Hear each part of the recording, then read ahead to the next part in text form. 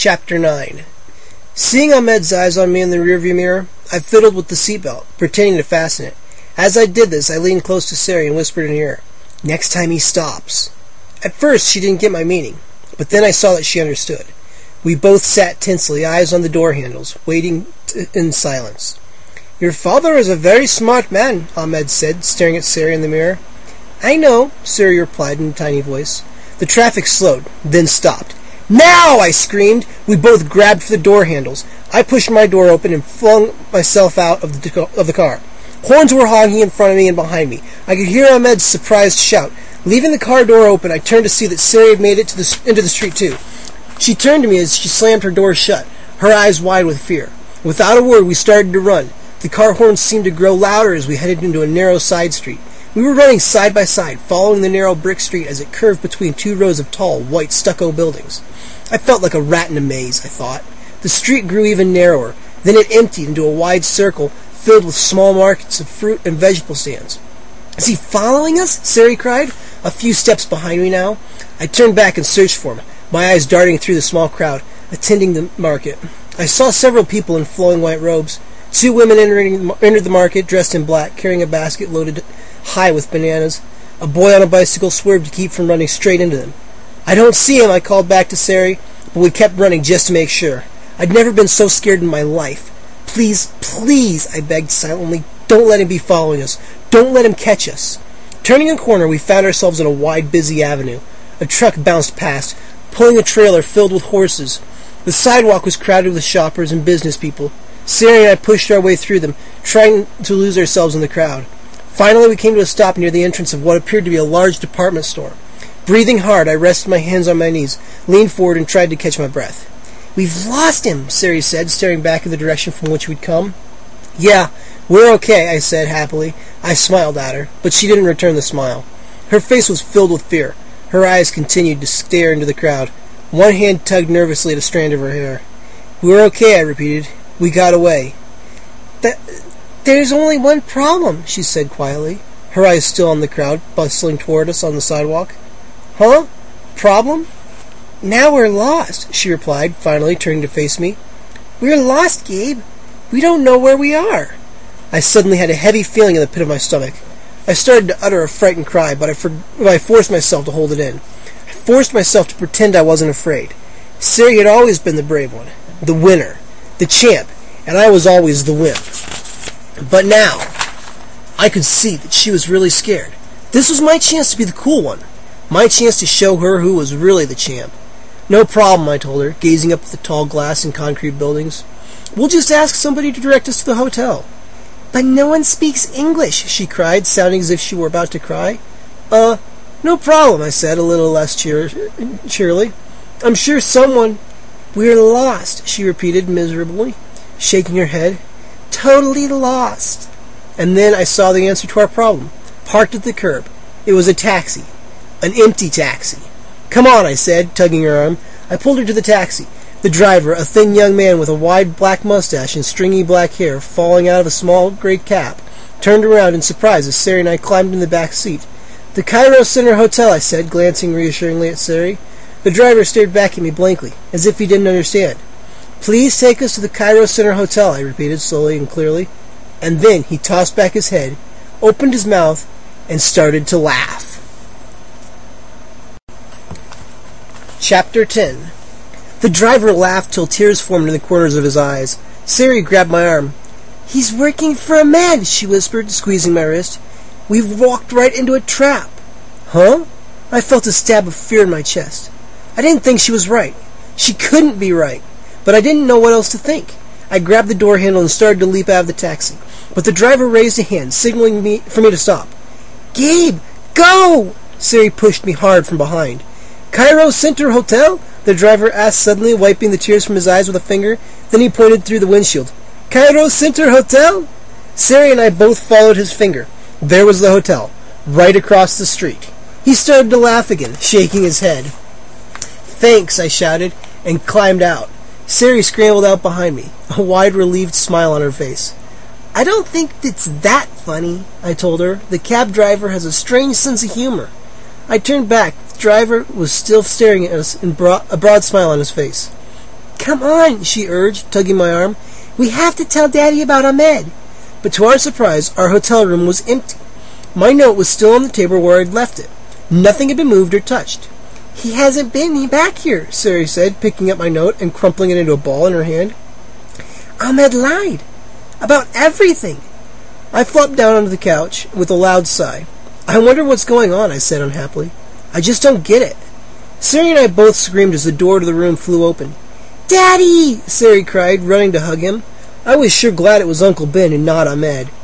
"Daddy, the strangest thing," Sari started. Uncle Ben had his arm around her shoulder as he led her across the room toward the couch. I could see that he had a really dazed expression on his face.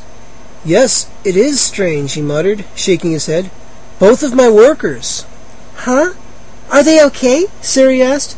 "No, not really," Uncle Ben replied, dropping onto the arm of the armchair, staring hard, but not really focusing at me. "They're both in a state of shock. I guess that's how to describe it." "They were in an accident in the pyramid?" I asked. Uncle Ben scratched the bald spot on the back of his head. "I don't really know. They can't talk. They're both speechless. I think something or someone frightened them, scared them speechless. The doctors are completely confused. They said that—" "Daddy, Ahmed tried to kidnap us," Sari interrupted, squeezing his hand. "What? Ahmed?" He narrowed his eyes, his forehead wrinkling up in confusion. "What do you mean?" "Ahmed, the guy at the pyramid. The one who wears the white suits with the red bandana and always carries the clipboard," Sari explained. "He told us you sent him to get us," I said. "He came to the museum." "Museum?" Uncle Ben climbed to his feet. "What were you doing at the museum? I thought I told you—" "We had to get out of here," Sari said, putting a hand on her dad's shoulder, trying to calm him. "Gabe wanted to see mummies, so we went to the museum, but Ahmed came and took us to his car. He said he was taking us to you at the hotel. But he was driving the wrong way," I continued the story. "So we jumped out and ran away." "Ahmed?" Uncle Ben said, or kept repeating the name, as if he couldn't believe it. "He came to me with excellent credentials and references," he said. "He's a cryptographer. He studies ancient Egyptian. He's mainly interested in the wall writings and symbols we uncover." "So why did he come for us?" I asked. "Where was he going to take us?" Sari asked. "I don't know," Uncle Ben said, "but I certainly intend to find out." He hugged Sari. "What a mystery," he continued. "You both okay?" "Yeah, we're okay," I replied. "I've got to get to the pyramid," he said, letting go of Sari and walking to the window. "I gave my workers the day off, but I've got to get to the bottom of this." Clouds rolled over the sun. The room suddenly grew darker. "I'll order up some room service for you," Uncle Ben said, a thoughtful expression on his face. "Will you two be okay here until I get back tonight?" "No!" Sari cried. "You can't leave us here." "Why can't we come with you?" I asked. "Yes, we're coming with you," Sari exclaimed, before Uncle Ben had a chance to reply. He shook his head. "Too dangerous," he said, his eyes narrowing as he glanced first at me, then at Sari. "Until I can find out what happened to my two workers in there." "But, Daddy, what if Ahmed comes back?" Sari cried, sounding really frightened. "What if he comes here?" Uncle Ben scowled. "Ahmed," he muttered. "Ahmed." "You can't leave us here," Sari repeated. Uncle Ben stared out the window at the darkening sky. "I guess you're right," he said finally. "I guess I have to take you with me." "Yes!" Sari and I both cried, relieved. "But you have to promise to stick close," Uncle Ben said sternly, pointing a finger at Sari. "I mean it. No wandering off. No more practical jokes." I realized I was seeing a whole new side of my uncle. Even though he was a well-known scientist, he had always been the jolly practical joker of the family. But now he was worried. Seriously worried. No more jokes until the frightening mystery was cleared up. We had sandwiches downstairs in the hotel restaurant, then drove through the desert to the pyramid. Heavy clouds rolled across the sun as we drove, casting shadows over the sand, coloring the desert darkly in shimmering shades of blue and gray. Before long, the enormous pyramid loomed on the horizon, appearing to grow larger as we approached, on the nearly empty highway. I remembered the first time I had seen it, just a few days before. Such an amazing sight. But now, watching it through the car windshield, I felt only dread. Uncle Ben parked the car near the low entrance he had discovered behind the pyramid. As we stepped out, the wind whipped at the ground, tossing the sand up, whirling it around our legs. Uncle Ben raised a hand to stop us at the tunnel entrance. Here, he said. He reached into his supply pack and pulled out equipment for Sarah and me. Clip this on. He handed each of us a beeper. Just push the button and it will beep me, he said, helping me clip mine to the belt of my jeans. It's like a homing device. If you push the button, it sends electronic signals to the unit I'm wearing. Then I can track you down by following the sound levels. Of course, I don't expect you to use it, because I expect you to stay close to me. He handed us a flashlight. He handed us flashlights. Watch your step, he instructed. Keep the light down at your feet, a few yards ahead of you on the floor. We know, Daddy, Sari said. We've done this before, remember? Just follow instructions, he said sharply, and turned into the darkness of the pyramid opening. I stopped at the entrance and pulled out my little mummy hand, just to make sure I had it. What are you doing with that? Sari asked, making a face. My good luck charm, I said, slipping it back into my pocket. She groaned and gave me a playful shove into the pyramid entrance. A few minutes later, we were once again making our way carefully down the long rope ladder and into the first narrow tunnel. Uncle Ben led the way, the wide circle of light from his flashlight sweeping back and forth across the tunnel ahead of him. Sari was a few steps behind him, and I walked a few steps behind her. The tunnel seemed narrower and lower this time. I guess it was just my mood. Gripping the flashlight tightly, keeping the light aimed down, I dipped my head to keep from hitting the low curved ceiling. The tunnel bent to the left, then sloped downhill, where it split into two paths. We followed the one to the right. The only sound was that of our shoes scraping against the sandy, dry floor. Uncle Ben coughed. Sari said something I couldn't hear what it was. I had stopped to shine my light on the bunch of spiders on the ceiling, and two of them had walked several yards ahead of me. Following my light as it moved over the floor, I saw that my sneaker had come untied once again. Oh man, not again. I stooped to tie it, setting the flashlight on the ground beside me. Hey, wait up, I called, but they had started to argue about something, and I don't think they heard me. I could hear their voices echoing loudly down the long, twisting tunnel, but I couldn't make out their words. I hurriedly double-knotted the shoelace, grabbed up the flashlight, and climbed to my feet. Hey, wait up! I shouted anxiously.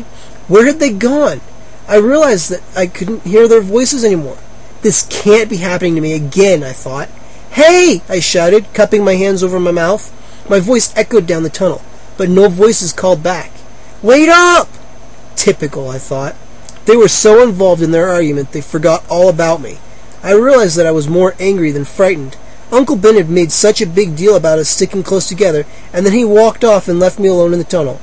Hey, where are you? I shouted. No reply.